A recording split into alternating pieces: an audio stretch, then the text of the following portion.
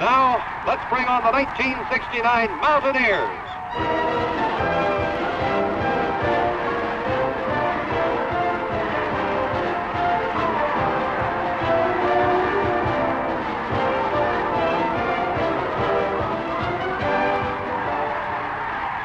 This is it.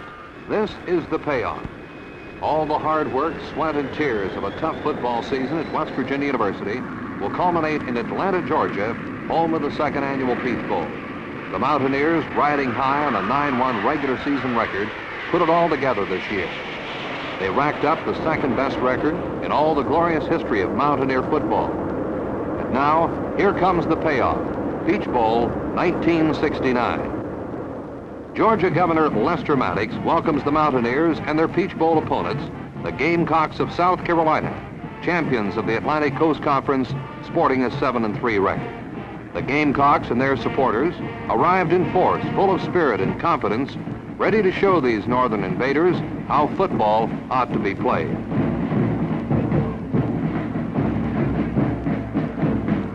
And the Mountaineer fans were there too.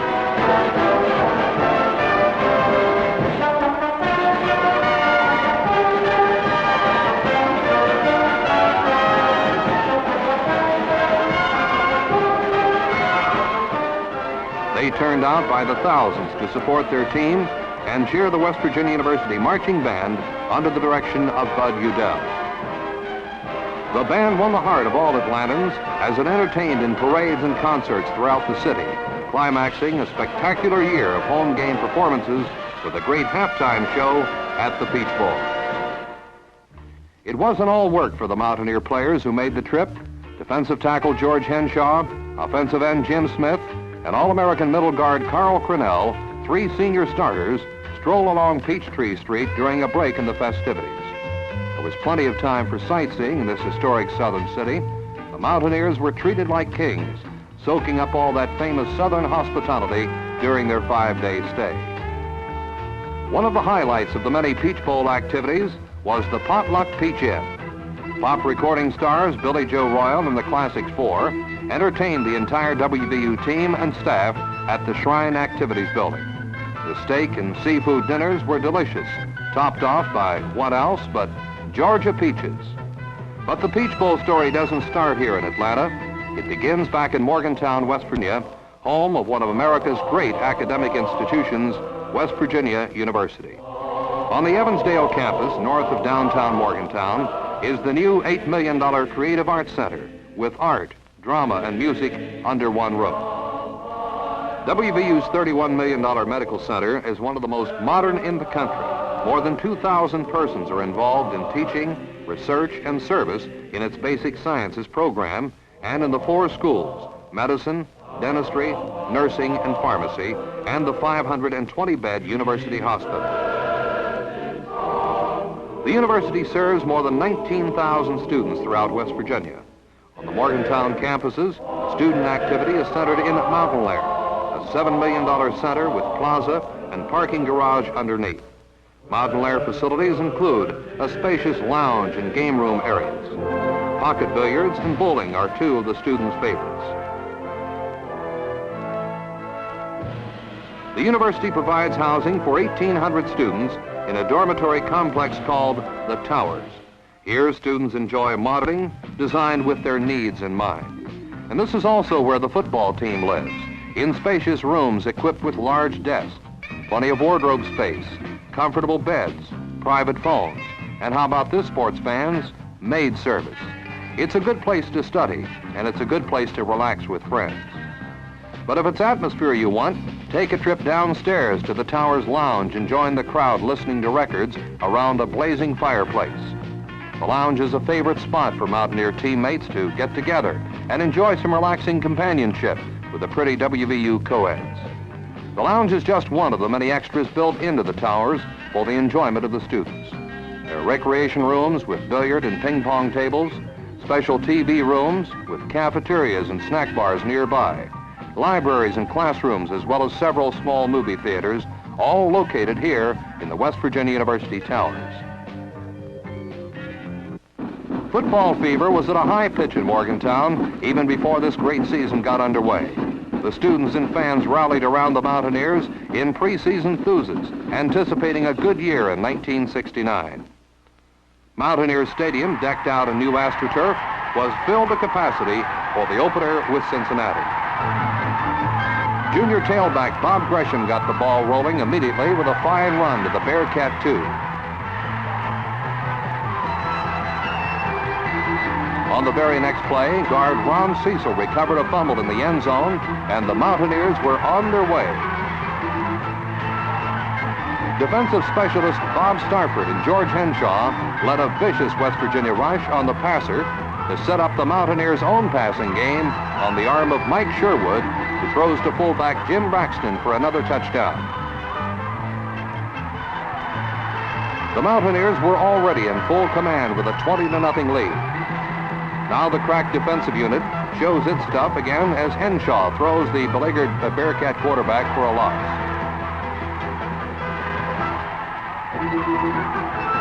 And then cool hand Mike Sherwood, who holds most Mountaineer passing records, hits wingback Wayne Porter with a short pass, and WVU was knocking at the door again.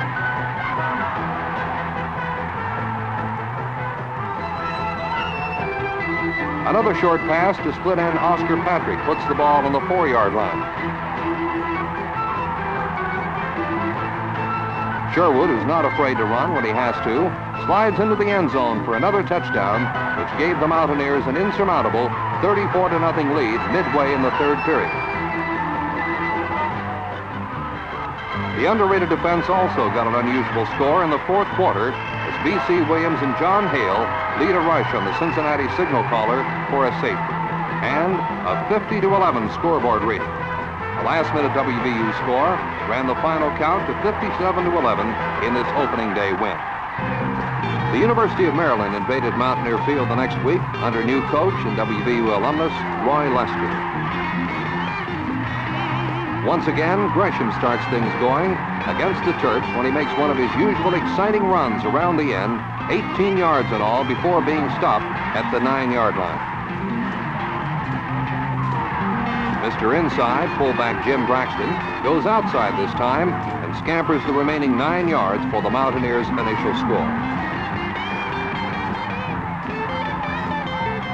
The instant replay from ground level shows Braxton's TD run, one of the 12 he scored last season, which helped make him the number 8 scorer in the nation.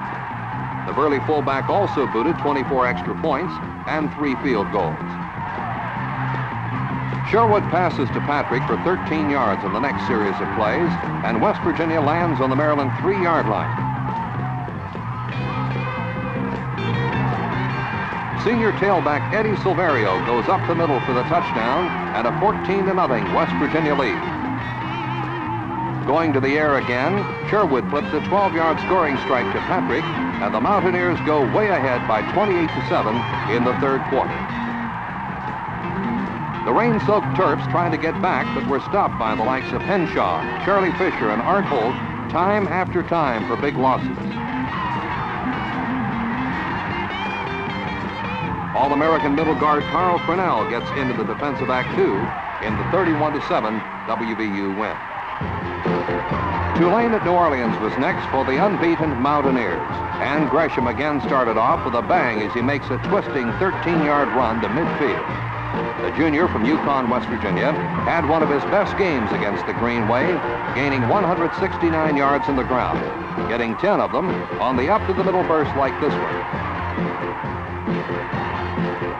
Patrick, who injured his knee against Tulane, grabs a 6-yard scoring pass, and WVU takes a 7-0 lead.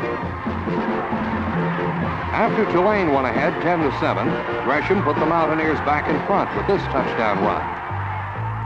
Trailing at the half 17-14, West Virginia goes to Gresham again on a screen pass, and he puts the Mountaineers ahead to stay 21-17. The versatile tailback sets up another West Virginia score as he dashes 32 yards with a pitch out against a confused Tulane defense.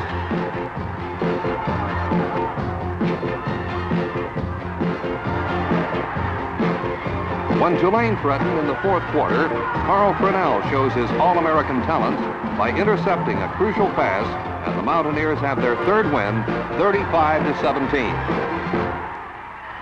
Returning to Mountaineer Field, WVU tackles scrappy VMI.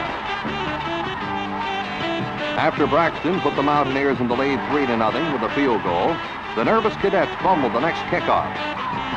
And Jack Hammond, a member of the West Virginia Specialty Kickoff Team, covered the ball at the 14-yard line. Bruising fullback Braxton wasted no time as he bowled off tackle on the next play for 14 yards and a 10-0 WVU lead.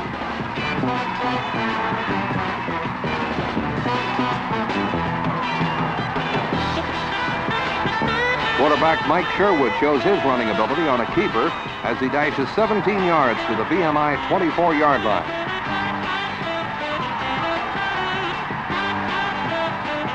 The next call naturally went to Gresham, and he scampered 16 more yards, and the Mountaineers are again threatening. It wasn't long before Gresham literally dives over the top from 1 yard out and a 17-0 lead.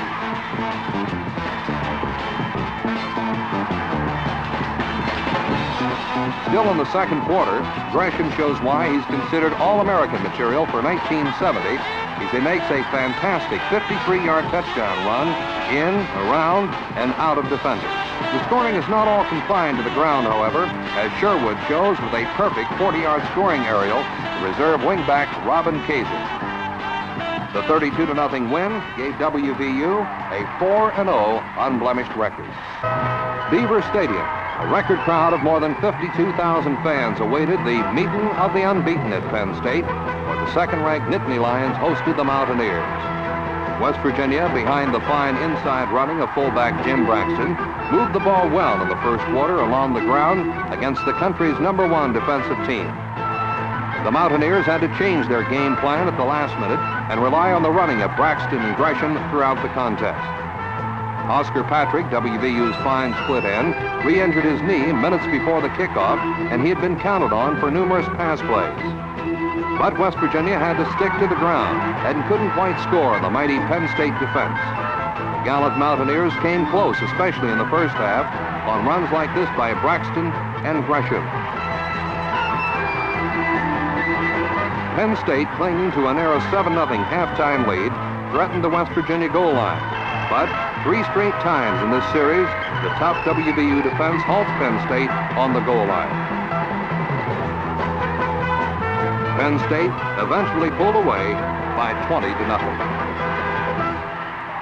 Mountaineer Field was filled to capacity for the homecoming game with arch rival Pitt.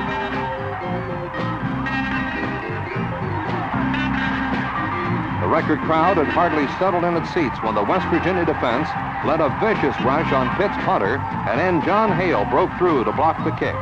The ball bounded into the end zone, where sophomore safety man Leon Jenkins came out of a scramble to land on it for the Mountaineers' first touchdown.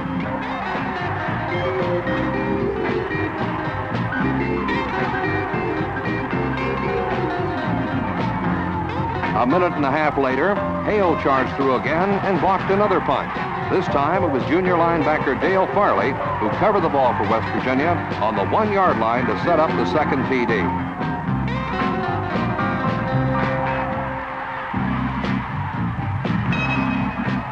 The defense rose to the occasion again in the first period when defensive halfback Mike Slater intercepted a Pitt pass in the end zone when it looked like the Panthers might score.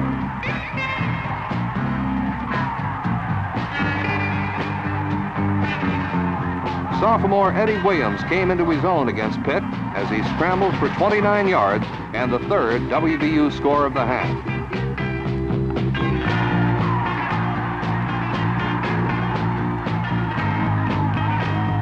And then quarterback Mike Sherwood caps the first half scoring with a short touchdown run. Jenkins, having himself a field day in the Pitt secondary, picks off another Panther misguided aerial and makes a beautiful 31-yard touchdown return, aided by fine blocks from Carl Crennel and Terry Snively. This score put the Mountaineers way out in front of their northern foe, 35-6.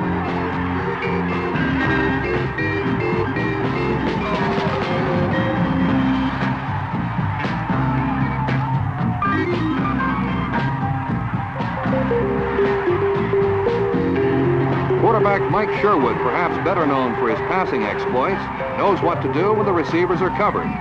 Against a stunned Pitt defense, he galloped 70 yards on a smart, phenomenal, electrifying run before being chased out of bounds on the 3-yard line.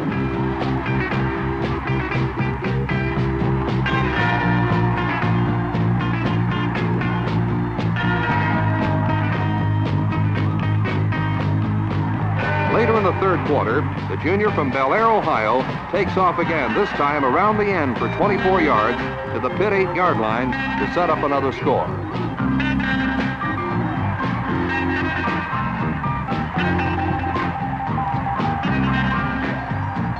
The call then went to Eddie Williams, who rambled the final 8 yards and West Virginia's 42nd point.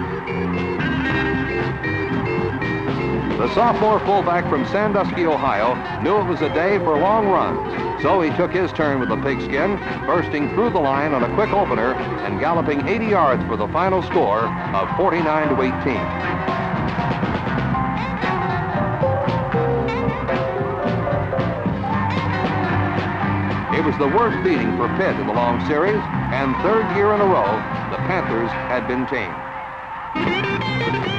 Rain and the Kentucky Wildcats next awaited the Mountaineers in Lexington, Kentucky.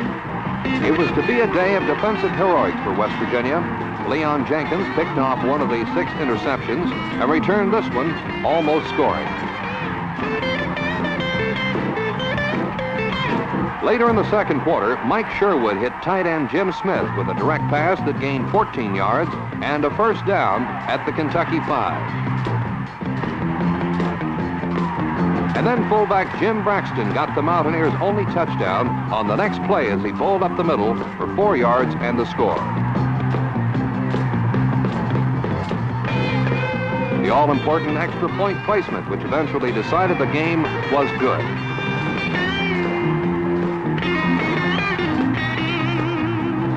When the Wildcats threatened to score in the fourth quarter, quarterback Mike Slater intercepted his 4th pass of the afternoon, which tied a long-standing WVU record.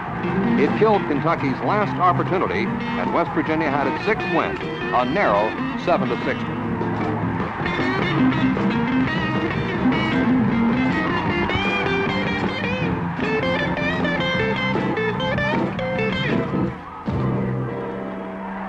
Rain greeted the Mountaineers and William & Mary at Williamsburg, too. But it didn't stop West Virginia's passing game as Mike Sherwood hit Jim Smith with an alley-oop touchdown aerial for a quick score, which eventually led to an easy 31-0 WVU win.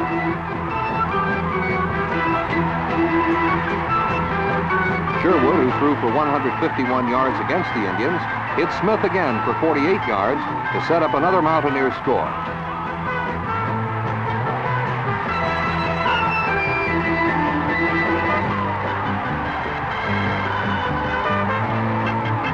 Two plays later, senior Eddie Silverio scoots around end for the final Mountaineer tally. The win gave WVU its 7th win in 8 starts.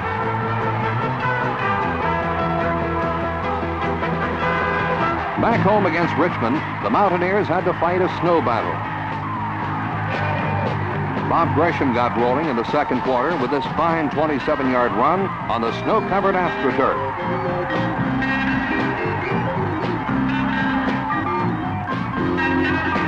It was only a few plays later when Gresham, displaying more fine running form, dashed his way for a Mountaineer touchdown.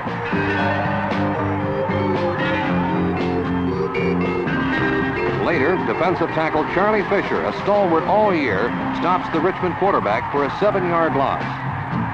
And that set up another great defensive effort by end Bob Starford, who crashed through the Richmond line and blocked a spider punt at the 31-yard line.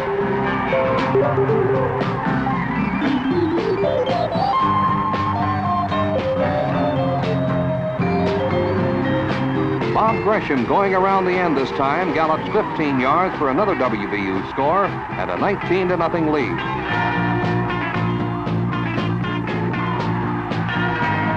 Carl Crennel shows his All-American talents by stopping the Richmond quarterback on a bone-crushing tackle. Ron Povelish, the Mountaineers' punt return specialist, gets his best run back of the year as he takes the ball on the 20, backtracks around one tackler, picks out his blockers, and scampers 80 yards along the sideline for the score that made it 26-7 in favor of the Mountaineers.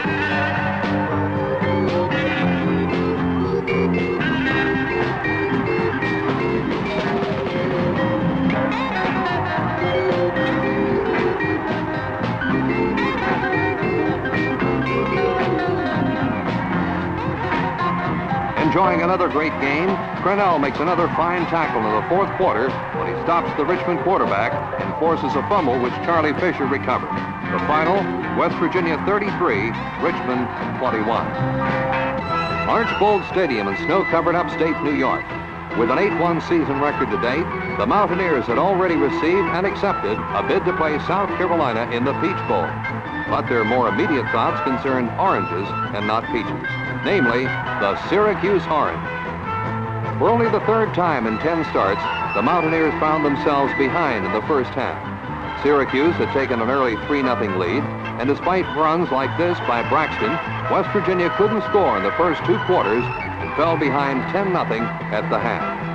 Things began to click in the third period as Sherwood hit Braxton with a 19-yard pass at the Syracuse 36-yard line.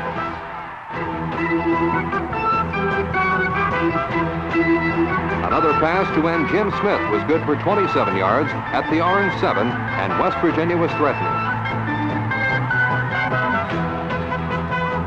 On fourth down at the Syracuse 3, Sherwood found Wayne Porter on the goal line, and the Mountaineers crept closer at 10-7.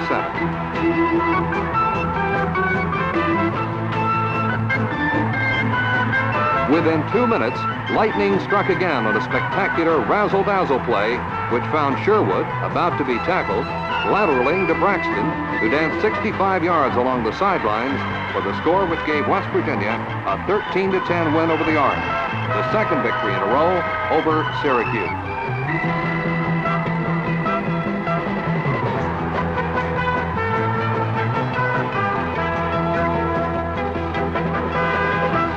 It seemed almost like a dream, the first postseason bowl game for West Virginia since 1964. The Mountaineers had made it to Atlanta. Bob Gresham didn't waste any time showing the Southern folks how the Mountaineers could move the ball as he sprinted with a pitch out for 23 yards.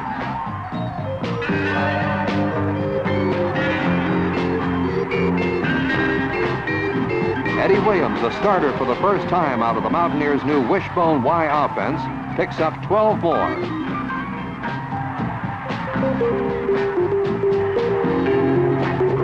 After 3 running plays moved the ball to the South Carolina 10, Gresham finds running room in the right end and rambles for the first quarter touchdown and a 7-0 WVU lead.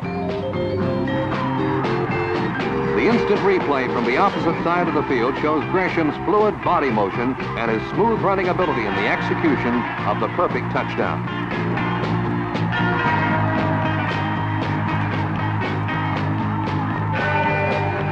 The Gamecocks threatened immediately, but Carl Crennel jars the ball loose from fullback Bill Muir, and the drive is stopped at the 10.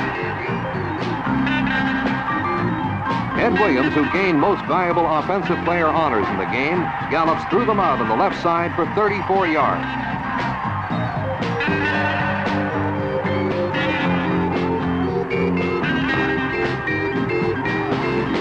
When the Gamecocks got the ball back and moved toward midfield, 3 great defensive plays stopped the Carolinians. Crennel and Henshaw stop All-American fullback Muir in his tracks. And then Crennel latches on to Rudy Holman, and the South Carolina halfback can go nowhere. When quarterback Tommy Suggs tries to pass his way out, a great Mountaineer rush forces him to ground the ball. Getting the ball right back, the Mountaineers go to Eddie Williams through the left side.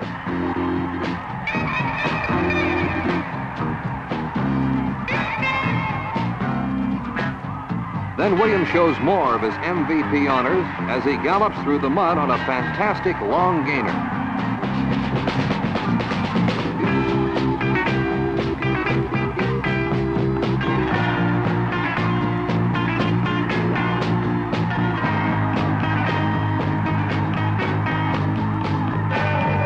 South Carolina, trailing by 7-3 in the fourth quarter, goes to the air from the Mountaineer 20-yard line. But Terry Snively, an alert defensive back, picks it off.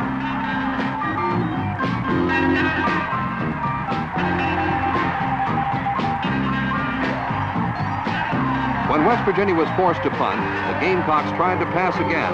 This time, it was little Ron Popelich who intercepted at the South Carolina 44.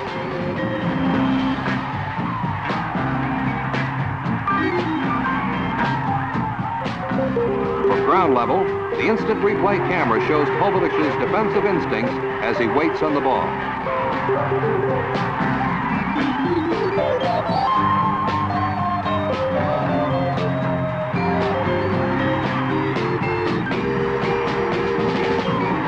Now the Mountaineers weren't to be denied. Eddie Williams bolts to the South Carolina 19-yard line.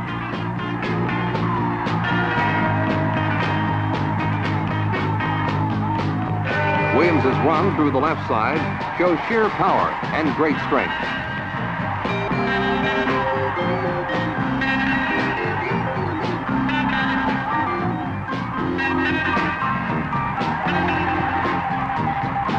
This 8-yard run by Williams gave him 208 yards for the game and a new West Virginia single-game rushing record. Fullback Jim Braxton finally cracks the right side of the line for the final yard and the game's last score. The Mountaineer fans went wild over the 14-3 victory in an almost perfect 10-1 season record.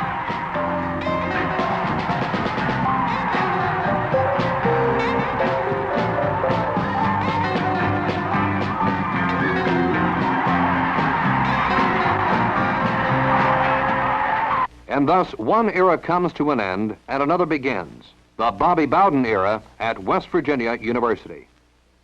After selecting his coaching staff, Bobby Bowden held a news conference to outline his football philosophy and his hopes for the future at West Virginia. Now, the first question I was asked when I was appointed head football coach here was, how much is the program going to change? Well, my answer then is not going to change at all. You don't change something good. You don't change a winner. So my answer is still, it's not going to change at all. The personality of the people carrying it out might change, but the program will stay the same. Jim left this program on a real sound foundation, and I intend to keep it the same. I hope that every boy we sign at West Virginia University will eventually graduate.